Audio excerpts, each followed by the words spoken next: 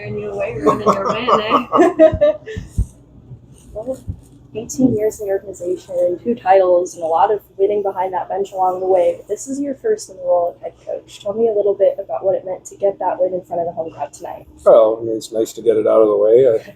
I thought last weekend we had an opportunity to get a point and potentially win our first game. I thought we played well enough for it, and then obviously second game was not ideal for us, but I was proud of how we worked this week leading up to this series. I thought our guys were playing the right way, paying attention to their habits and details, and I thought we did a nice job with our structure for the most part, so we could come out and get a win and kind of play that crowd.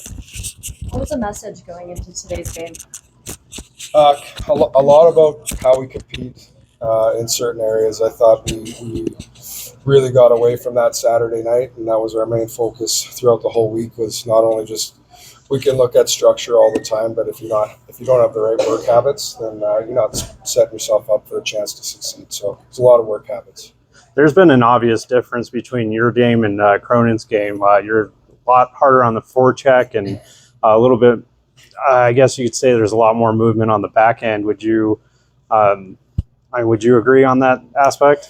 Well, I think part of it is personnel right now. I think we have a really mobile back end. A lot of guys that have had success offensively, and I want to give them that opportunity to showcase their strengths out here without compromising what we want to do and how we want to defend. So we talked a little bit about our forecheck here going into tonight against this team. I felt like if we get the puck in behind their D and get on top of them early, we can create some success and some extended ozone time. And I thought we did that well tonight. And you named Brad Hunt captain. You didn't name him last year, but of course, I'm sure you had a little say to do with it last year. But it's his second year in a row. Was that more of your decision, or was that more of a team decision? It was a collective decision. Talking with management, and we know what Huntsy means to this team when he's here from last season, and then obviously had some conversations with him over the summer and throughout training camp, and he's the obvious choice. Very likable guy, very competitive, brings the group together. He's everything you ask for in a captain, so it was an easy choice for us. There were nights last year where Ryan Wagner played as a defenseman, and now this year you have good players sitting out games. How do you navigate? It's a good problem to have, but how do you navigate the challenges of building chemistry and consistency when you do have to rotate some guys in at both forward and D? Is it something you get a look at in practice and deciding who's going to play in each game? Yeah, I tell you, it's one of the most difficult things you have to do as a coach is have those conversations with guys that are capable players and want to be in the lineup and want to be a part of the team. But we had those conversations early in training camp. We still have heavy numbers.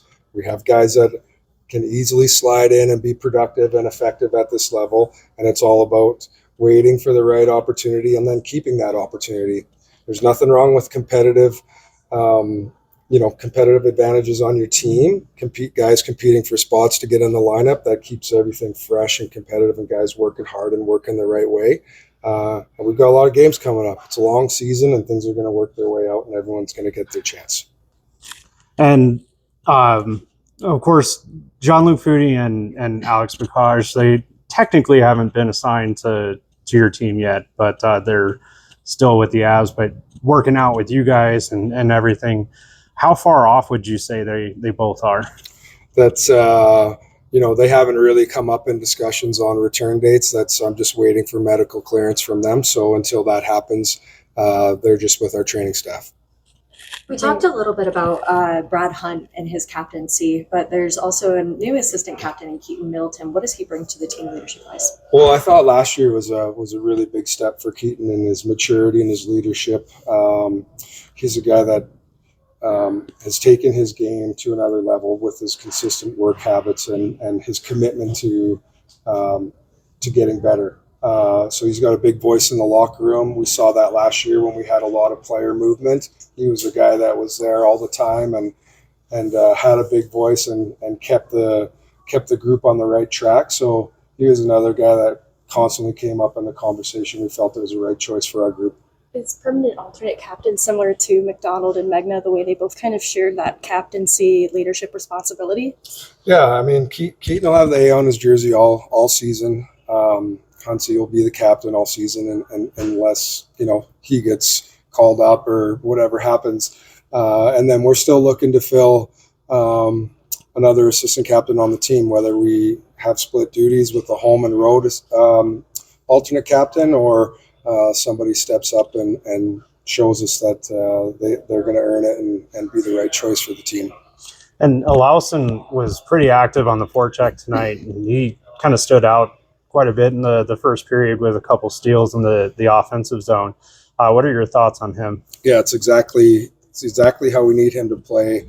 If he continues to play like that, his game's going to go to another level, and that's what we need him to do. We need him to trend in that direction where he's moving his feet, he's hard on pucks, he's creating space for himself, and then his offensive skill will take over. You guys saw an addition to the team, at first as a loan in Caleb Jones, and then ultimately a trade sending Calvert to Carolina. What does Caleb Jones bring to the team? Experience. I mean, he spent the last 3 years in the National Hockey League. Another puck-moving, strong skating defenseman for our group.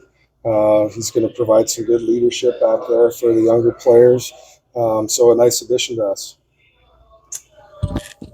I'm so sorry, I just drew a blank. But I meant to ask you about the tradition of the oar. I didn't know if it lived on this season, if you award like the MVP of the game, or if you've introduced a new tradition. Yeah, we introduced a new one tonight. I met with the leadership group and talked about what we want to do post-game to recognize a certain player, and we came up with an idea, and it got out there tonight, so it was cool. Is it something you can talk about, or is it kind of No, yeah. So it's a vest with the Eagles crest on the back, Colorado flag on the front, and we're going to patch numbers in on it for the player that wins it. Who won it tonight? Peter Holland. It's very appropriate. Yeah. Kiviranta, immigration, is he going to be with the group? Is he clear to play now? Yep, so he joined us on Wednesday. He's got a couple practices in, and then we're going to look to see when he's fit and ready to get into game action. Awesome. All right, I'll leave it there. Thank you so much. Yeah.